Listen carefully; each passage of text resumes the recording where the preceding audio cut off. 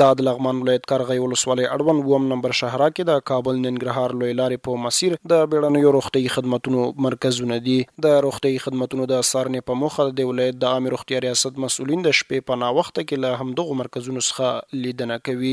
کابل لغمان لوی لار باندې نظارت د کلینیکونو وکړه. نن ورته ترما کې ولاړو د په خاطر باندې دا واقعیت د لوی لار باندې ډیر وي او د شپې د خوره موږ همیشه د کلینیکونو نظارت کوو. د په خاطر باندې نوکریوال باید موجود وي او هغه کلینیک د خلکو مخلاص وي. بل ورته په همدغو مرکزونو کې شته روغتیا پالان ټول ولسونو ته ډاډ ورکوي چې په هر ډول حالاتو کې به دوی په 24 ساعته ډول د خپلو هیوادوالو خدمت کوي. کابل جلال پر لوی لار د ترافیکي واقعیاتو ترڅنګ په نوموړي مرکز کې د جراحي عاجل واقعیت او همدارنګه د داخلي عاجل واقعیت تداوي کیږي. موږ ولسته ډاډ ورکوو چې زموږ خدمات 24 ساعته دي او موږ د دوی په خدمت کې یو. د یادونه ده چې وخت نا وخت د ولایت د عامه روغتیا ریاست مسؤلین د روغتیايي خدماتو د څارنې په موخه د ولایت بیلابیلو روغتیايي مرکزونو څخه لیدنه کوي.